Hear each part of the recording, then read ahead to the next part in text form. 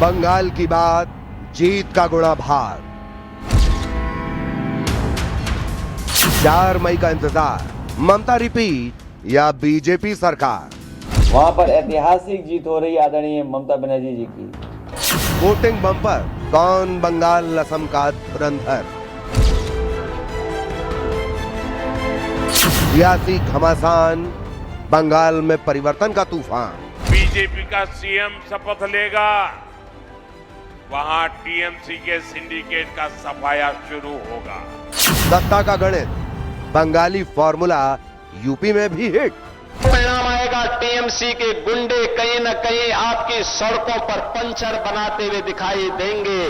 दीदी को tata bye bye करने का टाइम आ गया। I'm sorry, I have never seen this type of thing. विशेष 26 का फैसला।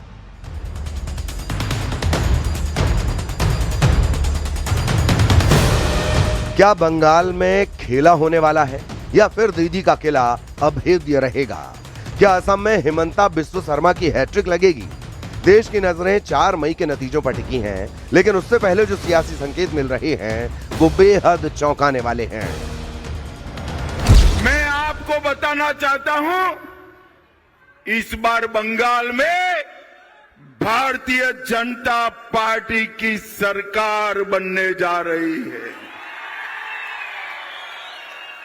हम पर जुर्म ढाने वाली दीदी को, ममता दीदी को टाटा बाय बाय कहने का टाइम हो गया है भाई। सबसे पहले बात पश्चिम बंगाल की करें।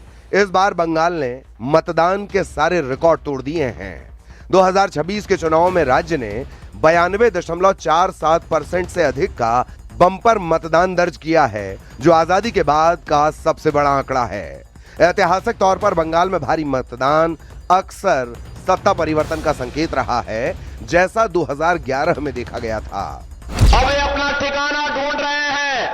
4 मई को जब परिणाम आएगा, टीएमसी के गुंडे कहीं न कहीं आपकी सड़कों पर पंचर बनाते हुए दिखाई देंगे। एग्जिट पोल्स के आंकड़े इस बात का साफ इशारा दे रहे हैं। देश के प्रमुख एग्जिट पोल्स बंगाल में बीजेपी को प्रचंड बहुमत मिलता दिखा रहे हैं। सत्ता विरोधी लहर भी इस परिवर्तन की वाहक हो सकती है। भ्रष्टाचार, राजनीतिक हिंसा और महिलाओं की सुरक्षा जैसे मुद्दों को बीजेपी ने अपना हथियार बनाया है। उधर इस बार मुकाबला पूरी तरह से एआईटीसी बनाम बीजेपी में सिमट गया, जिससे विपक्ष के वोटों का बंटवारा कम हुआ है। उत्तर प्रदेश के गुंडे क्यों खुले घूम रहे हैं, क्यों कुर्सियों पे बैठे हुए हैं? वहां पर ऐतिहासिक जीत हो रही आदरणीय ममता बनर्जी जी की। इतनी बड़ी जीत कोई सोच नहीं सकता जो होने जा रही है। इतनी फोर्स लगाने के बाद भी सोचिए, सुना है कि 3 लाख से ज्यादा तो सेंट्रल फोर्स भेजी गई है। अगर बंगाल में 3 लाख गई है तो समाजवादी समझ लो यूपी में 6 लाख से ज्यादा होगी। लेकिन ममता बनर्जी को कम आंकना बीजेपी की बड़ी भूल हो सकती है। कुछ सर्वे अभी भी टीएमसी को बढ़त दिखा रहे हैं। उधर टीएमसी का दावा है कि उनकी कल्याणकारी योजनाएं और ममता का व्यक्तित्व उन्हें चौथी बार सत्ता में लाएगा। वहीं दूसरी तरफ असम में तस्वीर थोड़ी साफ नजर आ रही है। ज्यादातर एग्जिट पोल्स एनडीए को 88 से 100 सीटें मिलने का अनुमान लगा रहे हैं। कांग्रेस गठबंधन सुधार तो कर रहा है, लेकिन सत्ता तक पहुंचना उसके लिए बड़ी चुनौती है। तो क्या बंगाल में परिवर्तन की बयार सच में चल पड़ी है या ममता बनर्जी एक बार फिर सबको चौंका देंगी? 4 मई की सुबह 8 बजे से वोटों की गिनती शुरू होगी और दोपहर तक तस्वीर साफ हो जाएगी। खास बात यह कि बंगाल के 26 वाले सियासी रिजल्ट का 2027 में यूपी में क्या असर होगा, आज विशेष में करेंगे विश्लेषण।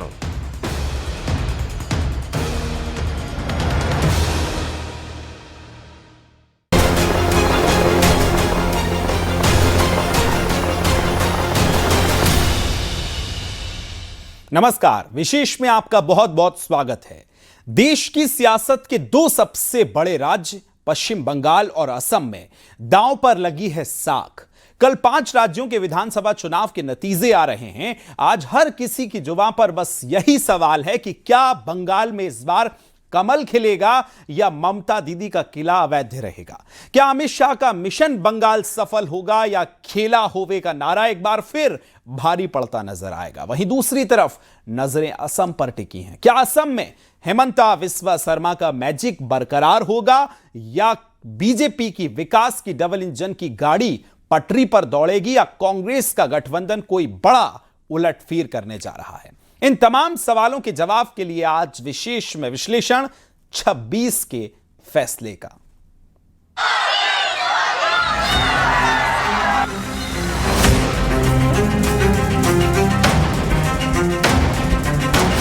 पश्चिम बंगाल की राजनीति के इतिहास में क्या एक नया अध्याय लिखा जाने वाला है? 294 सीटों वाली विधानसभा, महीनों का धुआंधार प्रचार, वार पलटवार और अब नतीजों की घड़ी। जब ईवीएम खुलेगी तो सिर्फ हार जीत तय नहीं होगी, बल्कि यह तय होगा कि बंगाल दीदी के साथ है या परिवर्तन की उस लहर के साथ जिसे बीजेपी ने एक तूफान बनाने की कोशिश की है।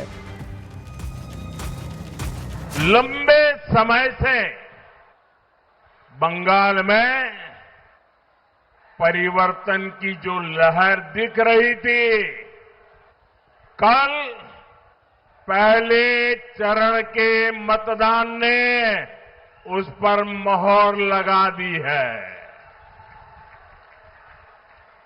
कल बीजेपी के पक्ष में जो समर्थन दिखा है, उसने बीजेपी की विजय का शंखनाद कर दिया है।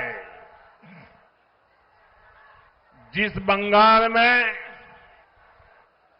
टीएमसी ने लोकतंत्र के मंदिर को कुचल दिया था, अपनी तानाशाही से लोकतंत्र के मंदिर को खंडित कर दिया था, उस बंगाल में पहले चरण में जनता ने लोकतंत्र के मंदिर का पुनर्निर्माण कर दिया है।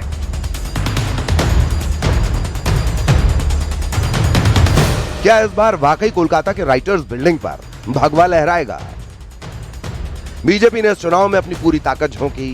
प्रधानमंत्री मोदी का चेहरा और विकास का विजन, अमित शाह की जमीनी चुनावी रणनीति और योगी आदित्यनाथ का प्रखर हिंदुत्व और जीरो टॉलरेंस वाला अंदाज, ये बीजेपी के वो तीन स्तंभ रहे हैं जिन्होंने टीएमसी के गढ़ में सेंध लगाने की मजबूत कोशिश की है।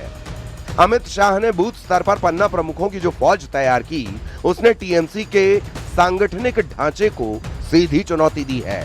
वहीं योगी आदित्यनाथ की रैलियों में उमड़ी भीड़ ने यह संकेत दिया कि बंगाल के एक बड़े वर्ग में कठोर शासन और सुरक्षा जैसे मुद्दों को लेकर जबरदस्त आकर्षण है। बीजेपी का तीखा वार सिर्फ भाषणों तक सीमित नहीं था, बल्कि उन्होंने भ्रष्टाचार और संदेश खाली जैसी घटनाओं को जन आंदोलन में बदल दिया।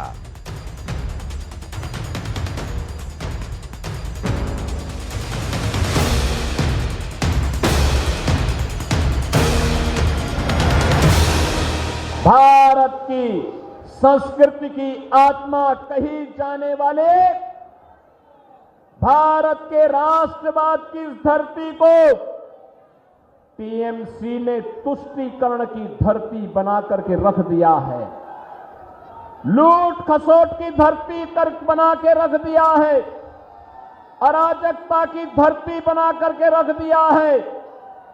बहनों और भाइयों, हम आपका आह्वान करने के लिए इसीलिए आए हैं, जैसे आज बंगाल में चल रहा है जो अराजकता है, जो गुंडागिर्दी है, यही गुंडागिर्दी, इसी प्रकार की अराजकता, इसी प्रकार की अव्यवस्था आज से 8 वर्ष 9 वर्ष पहले उत्तर प्रदेश में भी थी।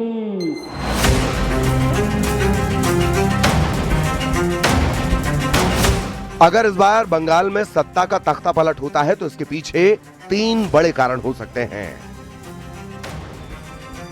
15 सालों का टीएमसी का शासन, भ्रष्टाचार के आरोपों और स्थानीय नेताओं की दबंगई ने ग्रामीण बंगाल में एक खामोश गुस्से को जन्म दिया है। बीजेपी ने सीएए, घुसपैठ और तुष्टीकरण के मुद्दों को फ्रंट फुट पर रखकर हिंदू वोटों को एकजुट करने की कोशिश की है। ममता बनर्जी का सबसे बड़ा किला महिलाएं रही हैं, लेकिन बीजेपी ने लखपति दीदी जैसी योजनाओं और सुरक्षा के वादे के जरिए संदेश खाली जैसी घटनाओं के बाद इस वोट बैंक में बड़ी दरार डालने का दावा किया है। मित्रों, एक बंगाल की मुख्यमंत्री जी अफवाह फैला रही हैं कि बंगाल में अगर भाजपा का शासन आया तो बाहरी लोग शासन करेंगे।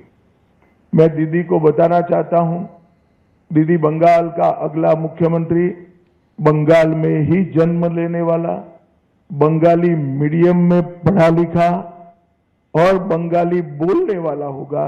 इतना ही है कि आपका भतीजा नहीं होगा, वो भारतीय जनता पार्टी का कार्यकर्ता होगा।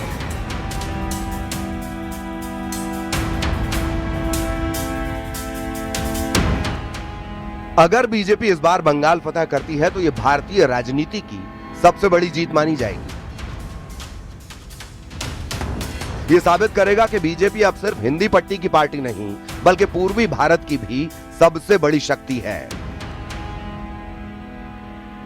इस प्रकार से चुनाव हुआ है, हमें तो यह उम्मीद है कि क्योंकि पश्चिम बंगाल के अंदर ममता बनर्जी जी सर्व समाज को लेकर के पूरी मेहनत के साथ सब लोग के काम करते हैं, विकास भी करते हैं। हम उम्मीद करते हैं कि फिर से वो सरकार बना करके वापस लौटेंगी और सांप्रदायिक जो ताकतें हैं उनको वहाँ पे मजबूती नहीं मिल पाएगी। 2029 के लोकसभा चुनाव के लिए बीजेपी को एक अजेय बढ़त मिल जाएगी। यह ममता बनर्जी के राष्ट्रीय विकल्प बनने के सपनों पर विराम लगा सकता है और क्षेत्रीय दलों के लिए एक बड़ा संदेश होगा कि सिर्फ स्थानीय पहचान के दम पर चुनाव जीतना अब कठिन है। जो रिजल्ट आ रहा है, प्रचंड बहुमत से देश के यशस्वी प्रधानमंत्री श्री नरेंद्र मोदी जी के नेतृत्व में वहाँ प्रचंड बहुमत से कमल खिलने जा रहा है। हावड़ा पूरा मेरे पास था और हावड़ा में भी सभी सीटों पे कमल खिलने जा रहा है। मैं लगभग वहाँ जनवरी से लगातार मेरा प्रवास था, 13 जनवरी से लेकर के, और मैं अभी 2 दिन पहले आया हूँ। तो वहाँ का चुनाव टीएमसी के अगेंस्ट एक वेव बनी। हालांकि एग्जिट पोल्स में बीजेपी का पलड़ा भारी जरूर दिख रहा है, लेकिन बंगाल की राजनीति में दीदी को कम आंकना हमेशा जोखिम भरा रहा है। क्या इस बार मोदी मैजिक बंगाल के मन को पूरी तरह बदल चुका है या ममता का मां माटी मानुष का नारा एक बार फिर भारी पड़ेगा? Bureau report, news 18।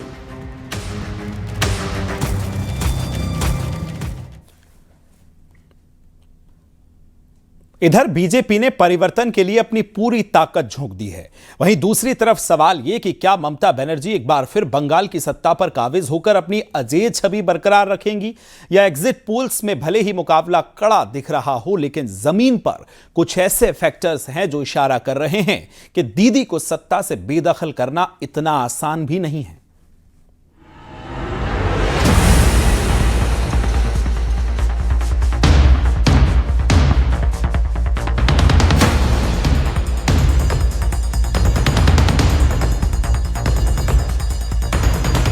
बंगाल के महासंग्राम का परिणाम अब बस कुछ ही घंटों की दूरी पर है। एक तरफ जहां बीजेपी ने परिवर्तन के लिए अपनी पूरी ताकत झोंक दी है, वहीं दूसरी तरफ सवाल यह है कि क्या ममता बनर्जी एक बार फिर बंगाल की सत्ता पर काबिज होकर अपनी अजेय छवि बरकरार रखेंगी। एग्जिट पोल्स में भले ही मुकाबला कड़ा दिख रहा हो, लेकिन जमीन पर कुछ ऐसे फैक्टर्स हैं जो इशारा कर रहे हैं कि दीदी को सत्ता से बेदखल करना इतना आसान भी नहीं है। आने वाला चुनाव का रिजल्ट क्या होगा? और काल हो गया आउट, जो बाकी है काल 100 का माफी कम जीत गया। आप बाद बाकी जो है आप लोगों को करना है। 143 अभी बाकी है। काल को 100 से ज्यादा हमारा काल ही हो गया और आज वो हमारा माइनस जगह था, लेकिन जो प्लस जगह है उसमें वो जबरदस्ती करेगा। आज इसी के लिए मीटिंग किया, बोलता है इलेक्शन का बाद में सबको झुला देंगे। हम बोलता है तुमको चुला देंगे, तुम खाना बनाओ। आखिर वो क्या बातें हैं जो ममता बनर्जी के पक्ष में जा सकती हैं? कल्याणकारी योजनाओं का कवच, ममता बनर्जी की लक्ष्मी भंडार योजना गेम चेंजर साबित हो सकती है। महिलाओं के खातों में सीधे पहुंचने वाली राशि ने एक बहुत बड़ा और वफादार महिला वोट बैंक तैयार किया है। कन्याश्री और स्वास्थ्य साथी जैसी योजनाओं का लाभ आज बंगाल के हर घर तक पहुंचा है। बंगाली अस्मिता और पहचान। ममता ने खुद को बंगाल की बेटी के रूप में पेश किया है। उन्होंने इस चुनाव को स्थानीय बनाम बाहरी की लड़ाई बना दिया। बंगाल की संस्कृति, भाषा और विरासत से उनका सीधा जुड़ाव ग्रामीण वोटर्स, खासकर पुराने बंगाल और दक्षिण बंगाल के इलाकों में बहुत गहरा है। संगठनात्मक पकड़। भ्रष्टाचार के आरोपों के बावजूद टीएमसी का बूथ स्तर का मैनेजमेंट आज भी बहुत मजबूत है। ममता बनर्जी की छवि आज भी एक ऐसे जुझारू नेता की है जो अकेले दम पर चुनौती दे सकती है, और यही बात उनके समर्थकों को एकजुट रखती है। लगातार 15 साल से टीएमसी की सरकार पश्चिम बंगाल में है और 15 साल से उन्होंने माननीय प्रधानमंत्री मोदी जी की गरीब कल्याण योजनाएं, वहाँ विकास, हर विषय से, हर योजना से वहाँ की जनता को वंचित रखा है। अब जनता का मन टीएमसी के अगेंस्ट में था, एंटी वेव थी और माननीय प्रधानमंत्री जी पे भरोसा था, और पश्चिम बंगाल की जनता का भी मन था कि यहाँ पर भाजपा की इंजन की सरकार आए और पूरे देश के साथ साथ पश्चिम बंगाल का भी विकास हो। हमें जनता ने तय किया, निर्णय लिया है। इसी तरीके के एग्जिट पोल के भी आंकड़े आ रहे हैं और इस तरीके से जनता की वेव जमीन पे हमको दिखी। अगर ममता बनर्जी जीत को रिपीट करती हैं तो इसका सीधा असर राष्ट्रीय राजनीति पर दिखेगा। ये जीत ममता बनर्जी को 2029 के लोकसभा चुनाव के लिए विपक्ष का सबसे बड़ा और विश्वसनीय चेहरा बना देगी। ये साबित होगा कि कल्याणकारी राजनीति और क्षेत्रीय पहचान की ताकत बड़ी चुनौती को मात दे सकती है। ये टीएमसी को राष्ट्रीय स्तर पर विस्तार करने का आत्मविश्वास देगा और इंडिया गठबंधन के भीतर ममता का कद और ज्यादा बढ़ जाएगा।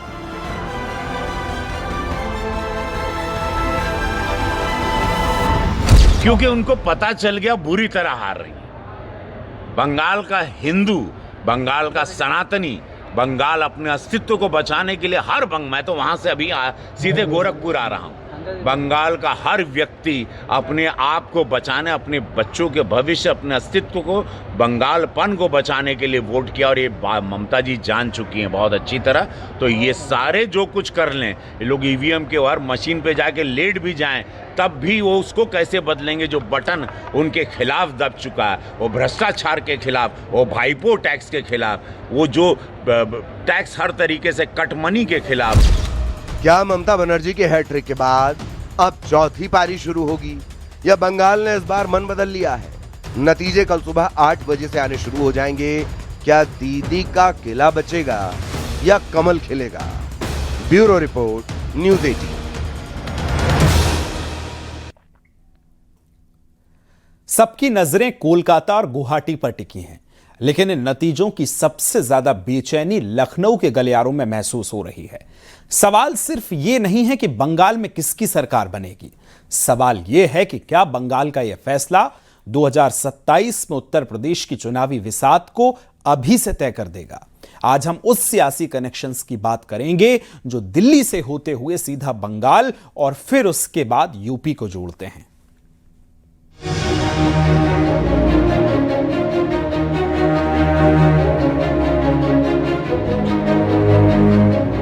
लोकतंत्र के सबसे बड़े उत्सव का फैसला होने वाला है। क्या बंगाल में इस बार कमल खिलेगा या ममता दीदी का किला अभेद्य रहेगा? और क्या असम में हिमंता बिस्वा शर्मा का मैजिक बरकरार है? पोल ऑफ पोल्स के आंकड़ों का क्या इशारा है? और बंगाल के ये नतीजे 2027 में उत्तर प्रदेश की चुनावी बिसात को कैसे बदल सकते हैं? बंगाल में इस बार मुकाबला बेहद कड़ा है। मेट्राइज और प्री मार्क जैसे सर्वे बीजेपी को बढ़ा 146 से 175 सीटें दिखा रहे हैं। वहीं पीपल्स पल्स ममता बनर्जी की टीएमसी की निर्णायक जीत 177 से 187 सीटें का दावा कर रहा है। 294 सीटों वाली विधानसभा में बहुमत का आंकड़ा 148 है। असम की बात करें तो यहाँ तस्वीर लगभग साफ है। पोल ऑफ पोल्स के मुताबिक बीजेपी की अगुवाई वाले एनडीए को 82 से 101 सीट मिलने का अनुमान है, जो बहुमत के आंकड़े 64 से काफी ऊपर है। 4 मई पश्चिम बंगाल की सत्ता से ममता दीदी गई, ये उनको मालूम हो गया है। इस प्रकार के आरोप लगाना स्वाभाविक है। सपा हो, कांग्रेस हो, टीएमसी हो या जो भाजपा के विरोधी दल के नेता हैं, पदाधिकारी हैं, वो चाहे सीएम हो, चाहे किसी दल के अध्यक्ष हो, इस प्रकार का आरोप जब चुनाव हारने लगते हैं तो इस प्रकार के आरोप लगाते हैं। पहले SIR प्रक्रिया में बाधा डाला, वोट लूटने और कब्जा करने की जो आदत है वो ममता दीदी की है। असली चर्चा बंगाल के नतीजों का उत्तर प्रदेश की 2027 की चुनावी सियासत पर पड़ने वाले असर की है। विशेषज्ञों का मानना है कि बंगाल का जनादेश यूपी के लिए एक बड़ा नैरेटिव सेट करेगा।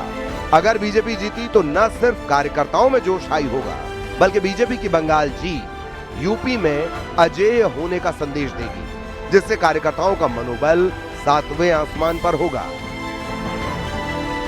चुनाव का रिजल्ट नहीं जब तक आता है तब तक संभावनाओं की बात होती है। तो संभावना तो यह है कि ममता की सरकार बनेगी। मुख्यमंत्री योगी आदित्यनाथ ने बंगाल में धुआंधार प्रचार किया है। उनकी जीत से हिंदुत्व और जीरो टॉलरेंस के मॉडल को और अधिक राष्ट्रीय मान्यता मिलेगी। पोल है, लेकिन निश्चित तौर से जितना एग्जिट पोल में आ रहा है उससे बेहतर रिजल्ट आने वाला है। वहीं अगर भाजपा बंगाल में सत्ता पलट करती है तो सपा कांग्रेस गठबंधन के लिए ये एक बड़ा झटका होगा और बीजेपी 2027 के लिए और अधिक आक्रामक रणनीति अपनाएगी। ये आवश्यक नहीं है कि उनके अनुमान सही निकले। कभी कभी देखने में आया है कि जो एग्जिट पोल्स के रिजल्ट्स हैं या अनुमान है, पूर्वानुमान है, वो असफल भी हुए और मैं ऐसा मानता हूं कि परिणाम वो आने वाले नहीं है जो दिखाई जा रहे हैं या बताए जा रहे हैं। मैं आश्वस्त हूं कि पश्चिम बंगाल में कम से कम ममता बनर्जी फिर सरकार बनाएगी। उधर अगर टीएमसी जीती तो विपक्ष को मजबूती मिलेगी और ममता बनर्जी की जीत से अखिलेश यादव और इंडिया गठबंधन को संजीवनी मिलेगी। ये संदेश जाएगा कि बीजेपी को उसके मजबूत प्रचार के बावजूद हराया जा सकता है। इसके अलावा मुस्लिम वोटों का ध्रुवीकरण भी एक फैक्टर साबित होगा। विश्लेषकों का मानना है कि टीएमसी की जीत यूपी में मुस्लिम मतदाताओं को समाजवादी पार्टी के पक्ष में और अधिक एकजुट कर सकती है।